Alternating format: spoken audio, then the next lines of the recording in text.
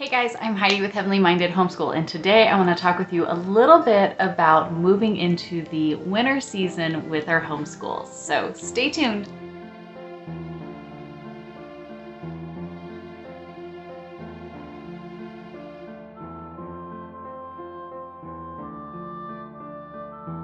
Hey there guys, I am so glad that you are here to join me today. I know we've been a little bit quieter around here. Our family is currently right now in the midst of our Hanukkah celebration and just having a blast, but I wanted to pause real quick and talk with you guys a little bit. I know I've spoken about seasonal homeschooling before, and as we are moving into these winter months, I thought it would be a perfect time to talk about kind of what we've been doing and things that we do that really help us throughout this cold and cozy season, especially today as the wind is howling outside and we are dropping 20 degrees colder than we were yesterday and expecting snow tomorrow. So the perfect time to kind of cozy up here on the couch and chat with you all a little bit about this topic. I do want to share, if you're new here, of course, welcome.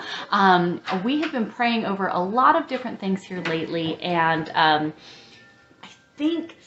really feel in prayer and things of that nature, just really taking it to the Lord, talking with my husband about it, that I have some really great ideas of what we're going to be doing with this channel next. We've got some really big, exciting news to share with you guys. It's kind of been a work in progress for a very long time, but it all seems like things are coming together and working out well. So be sure to stay tuned for that. You can follow me on Instagram and Facebook. I have everything linked down below because I'm getting ready to share all of this stuff and I'm just super excited for it. Of course, if you haven't already, go ahead and subscribe, and if you tap that little bell icon, you'll get the notifications when we post.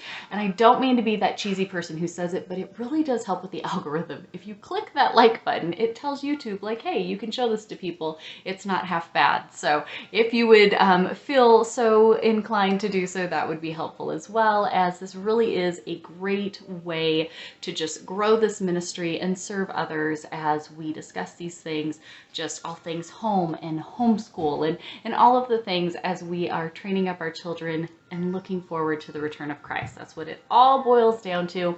Again, like I said, we're in the midst of our Hanukkah celebration right now, which is just all about looking forward to Christ's return and his setting up and cleansing his temple while we get to rule and reign with him here for 1,000 years. So that is the topic that is usually one of the top topics in our household on a daily basis, but especially right now during the Hanukkah season. So all of that to say, let's go ahead and dive in. I'm going to share with you guys my 7 top tips for just things we do with a seasonal homeschool during the winter months. So not that we are perfect on these every single day, but overall, these would be, when I sat down to think about it, these are really those 7 things that come winter time, for just these colder months, shorter days. These are the things that really do make it, I don't know, just a really special time for our family. So I want to share them with you guys. Maybe it's something that can help you. Share down in the comments below maybe things that you guys do in the winter months that your family enjoys. And I'm going to go ahead and go through these. So things that we are really enjoying. I'm trying to set my little note card up here. Instead of just rambling at you guys completely willy-nilly, I decided to make myself a little note card and write down my 7 points so that I don't get hopefully too distracted. But the first one would be easy school lessons by the fireplace. I definitely think that would be the first thing that I think of when I think of our family and homeschooling during the winter. We have a huge, beautiful fireplace in this home. We live in an old home. It's been a rental for far too many years. There really isn't anything that exciting about it. But one of our key features that really stood out to us when we first came and looked at it was this fireplace. I love it. I think of like the Cracker Barrel fireplaces, you know, and they always have those huge fires going. That's what we get in our fireplace, and I love it. So making a fire in the morning, we come out, you know, the house is cold, we make coffee and cocoa or whatever and start a big roaring fire going, and then being able to curl up. We have our dining room table, kind of Little House on the Prairie style. We have our dining room table there in front of the fireplace. We have the big brick hearth that we can all, you know, sit on and do our lessons. During the winter months, I feel like we dive into a lot of different things, but as far as our like set lessons. What we're doing right now, just to make sure that we're hitting and just kind of covering here over these next couple, few winter months, making sure that we're covering some of these basic things, is I've pulled out my favorite workbooks.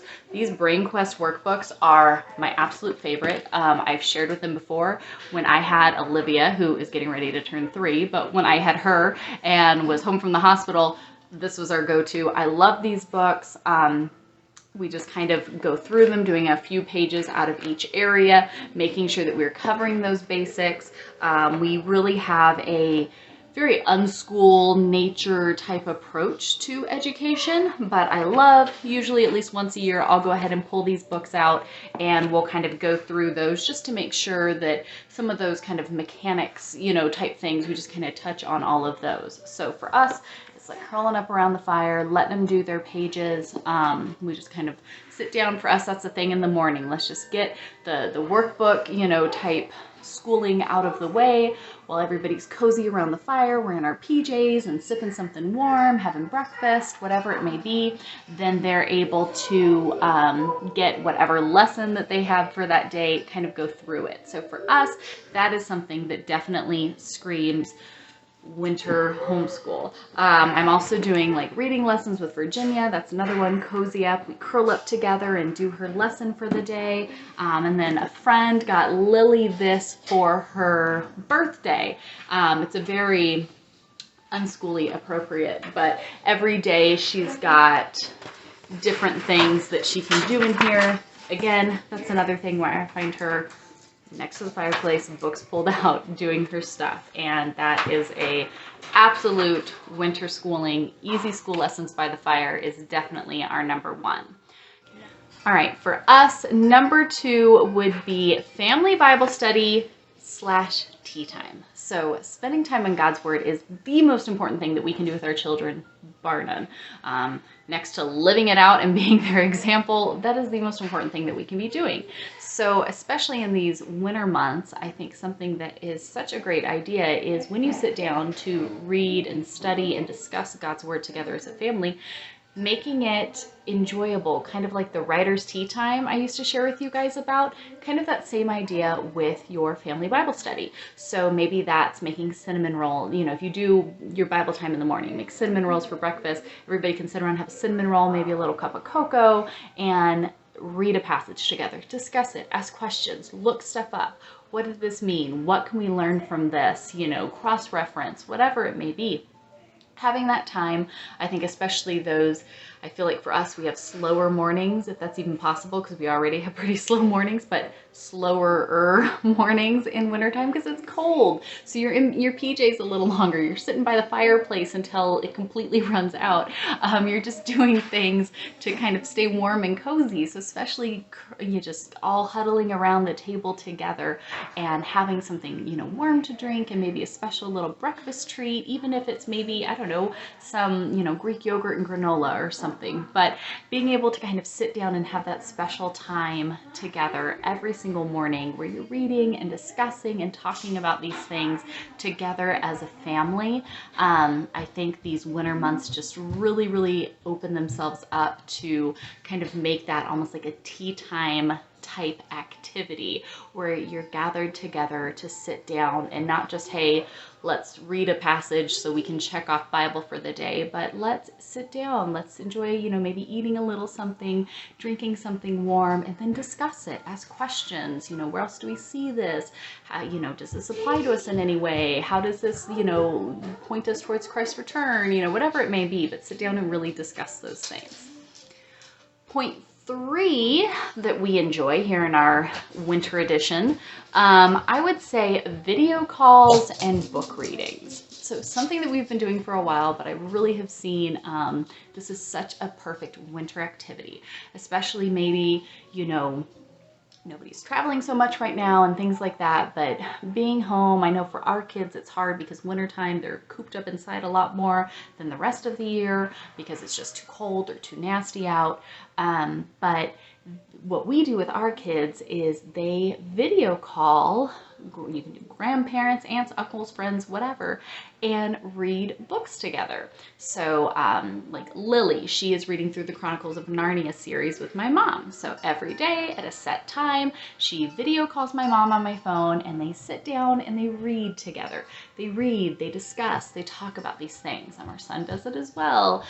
We do video calls with, you know, and just even just regular phone calls, you know, with family member, put them on speakerphone, that we can all talk and go through things. So I think that's a perfect kind of winter homeschool activity, to be able to call different family members or friends and read through different books together.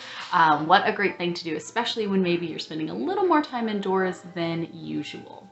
My next point here with point number 4, this is one that I want to encourage you not to be afraid of, and that's to hibernate. Okay, let's look to the example that the Lord in his perfect creation, you know, did within the seasons. What do things do during the winter months? Plants, animals, just in general, right? They hibernate. Things get slower. They do less. They take the time to rest. This was something for us for the past decade. We had our own business in the wedding industry. And for anyone who's familiar with the wedding industry, you work your tail off from spring through summer through fall with no breaks in between. The winter months, there's really not that many people getting married. It's great for engagement season and you book a lot of business, but you're not really doing very much. So for us, for the past decade, we had kind of gotten used to this yearly schedule where it was work, and then come wintertime, we just kind of melt on the couch and not move for a couple months because we were exhausted from all the work we had done all year long. But we really have kind of kept that. So for us, that wintertime, all of our work revolves around the couch or curled up in front of the fireplace. We've even spent some days where we go and curl up in bed and just stay cozied up in bed and do whatever we're doing from in there. I just want to encourage you to not be afraid to just take this winter season and allow yourself to hibernate a little bit. You may need it. The kids may certainly need it as well. And there is no shame in saying, hey, today we are learning about, pick a topic and everybody curl up on the couch and watch shows or read books or whatever it is based on that. My girls have been obsessed with horses lately, so we watch all the horse things right now. Whatever it is, don't feel like, you know, you got to be busy. You can take the season to hibernate, to rest. That is so important. And so I think that one is definitely something for us. I feel like we almost get more school done though, because come wintertime, it's all about like cozy, warm, piled up on the couch together, curled up, reading stuff, watching stuff, just talking about stuff with one another. And so this time of hibernation is definitely a key element to the seasonal homeschooling in winter. All right, so the next point, which is kind of the exact opposite of the point before, but let's see, 1, 2, 3, 4, 5. Point number 5 would be nature walks. So no, we can't hibernate on the couch all of the time. Sometimes this actually works out really well, and those two are a perfect balance where we will go do our nature walk and then come in and everybody can hibernate. But still making sure that even though it is winter, get outside as much as you can. I bundle the kids up and send them out. They're outside every day, unless it's really nasty. Like today, we had a really heavy rain last night. We have really high winds today. I don't want trees coming down. We have trees all over our property, so they're staying inside today for safety. But send them out still as much as possible. Get bundled up, even on a cold day, and go out for a walk. Even if it's in your own neighborhood, you don't have to go anywhere like super fantastic. You can go out in your own neighborhood. Talk about the things that you see that are different, right? We see God's miracles all around us, even in wintertime. See how the trees change, animals change. Maybe you see things, don't see things. What are they doing? Even watching the squirrels, I think, in the winter months are so fun because you see them scurrying around and finding all the little things that they can. And again, seeing how God still provides for them in all seasons, just like he does for us. So still making sure that we are not neglecting those activities that are so easy and fun to do in maybe the nicer months, but come wintertime, we don't usually do as often. I find that in like for us, we live in North Carolina, so the leaves have fallen off the trees, things get colder, things are, dying and kind of going into that rest mode. But then it almost makes the landscape so much calmer and quieter. Everything is still. And I feel like you can see and notice just so many things that you normally don't, especially like in the summer months when there's life everywhere and everything is so, just grown up and there's so much going on. Then come wintertime, you see things that you didn't see before. And there's no poison ivy, so that's a plus for us. But still making sure that we are still working that stuff in. There's just something different about these winter nature walks that you don't get to see in the other seasons of the year. And so making sure that we're still doing that, and then we can come in and kind of hibernate and rest after the kids have gotten outside, we've soaked up some vitamin D, gotten our wiggles out, and then we can come in and hibernate together. So that's another point I think that is still very important, even though it's the complete kind of opposite of the hibernation one. My sixth point, which you guys, it's things like this. You do not understand how much learning is going on when you take the time to do this. And that would be cooking with your children. Maybe you're not a big cooker, maybe, that's not your norm. So maybe you guys are learning together, whatever it is. I know for me, it is so much easier to just make the stuff myself. I could get it done in no time. We've been living off my Instant Pot. An amazing friend of mine sent us this great Instant Pot cookbook. I will link all of these things I'm sharing with you all. I will link them all down below. But cooking together, it teaches the children so many things, not only real life practical skills, but you're talking about math and science and all the other things that you can kind of bring into that. And so cooking together, maybe designate, set out your week and give each kid a different night, and that's their night to cook. Let them pick their favorite meal, right? So I have 4 kids. 1, 2, 3, 4, and then we got a couple days where either somebody can do a second round or whatever. What's your favorite thing to eat? All right, you get Mondays, and on Mondays we'll eat that. You get Tuesdays, on Tuesdays we'll eat that. However you want to do it, but give them a day that they get to cook with you. Maybe you like having all your kids in the kitchen at once. I like doing it one at a time because then I feel like I get a little more kind of like one-on-one time with them, and I can really teach them, how to do these different things. And maybe they're not that into it at first, but I feel like the more you do it, it really becomes fun. And then we give them a day, they get to cook their meal, they're learning how to do stuff, and before you know it, it's pretty much hands off for you. So yes, it takes a little more time in the beginning, but I promise you it will pay off. And then I know for me, dinner drives me crazy, so having something kind of set in stone and put together, it really is such an enjoyment. And the memories you're creating, the skills that you are teaching them, the time that you have with them, it is just such a joy. And especially winter time where we're home more, our days are shorter, but it's colder. I don't mind being in the kitchen as much, having the oven on more and things, usually summertime we try to avoid having the oven running. So wintertime we kind of make up for it. And hey, let's have fresh bread to go with it. Instead of, rolls from the freezer, we're going to make them fresh or whatever it may be. Kind of spending a little more time in the kitchen, especially with the kiddos alongside, can really be such a joy. So I definitely encourage you guys to let your homeschool take more time and space in the kitchen throughout these winter months. And then point number 7 would definitely be for us, one thing that just spells winter homeschool is those earlier nights. I am all about the natural lighting. We use very, very few artificial lights in our house, overhead lighting.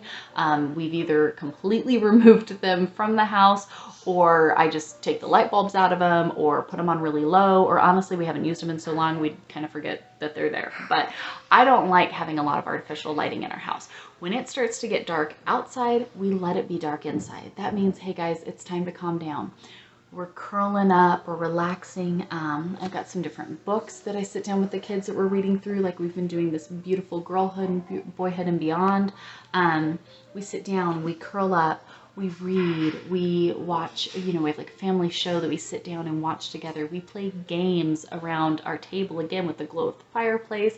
I've got some lights around the house for Hanukkah, which we usually end up leaving up all winter long because, again, just with it getting dark so much earlier, having the soft glow of the lights kind of sprinkled around the house and just cozying up together and allowing that to kind of rest your body and your mind. I put up the computer, we put up all the things. Hey, the day's done. I can't see what I'm doing in here anyways because it's so dark. So that means the day's done. That means we get to bed earlier, you know, and all of those things. And it really is such a peaceful process.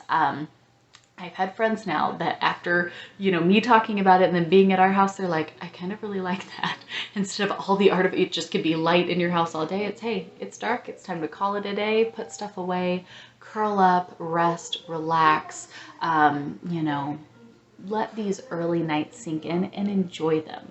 I know for us, you know, those summer months, we're out and doing stuff, you know, all day long because it's so bright. But these winter months, with it getting darker so much earlier, take that time, right? God knew exactly what he is doing. He set the seasons up and all of the things. So let's enjoy what each season has to offer and really take that in instead of being like, it gets dark so much earlier. I love it because I'm like, hey, our day's done. We got done what we need to. We have a nice dinner. We play games. Right now, we're all about dreidel championships, you guys. We take dreidel very seriously in this house. So we will play dreidel and do all of the things. And then it's like, all right, we're all showered up, jammies on, cozied up, watching something or playing or reading or whatever we're doing. And we're ready to call it a night. So for our family, those are the 7 points of things that definitely just scream out, it is winter in our homeschool and in our family that we really enjoy and really take so much just, I don't know, it's just so cozy. I don't really know a better way to explain it because for us it is just such a cozy way as we dig into these winter months. But of course, you guys share them down below what your favorite winter type homeschool activities are. And then of course, be on the lookout, you guys. I am so excited to share with you guys the things that we have been working on and what we have coming up for this channel. It is I don't know, it's a pretty big exciting thing and I cannot wait to share it with you all. Of course, we'll have all of the details and all of the stuff coming out just as soon as I possibly can share it with you all. If there's anything we can ever do for you, prayers, help, if you have a video you'd like to see or whatever it may be, please reach out and let us know. Otherwise, guys, we'll see you next time. Bye, all.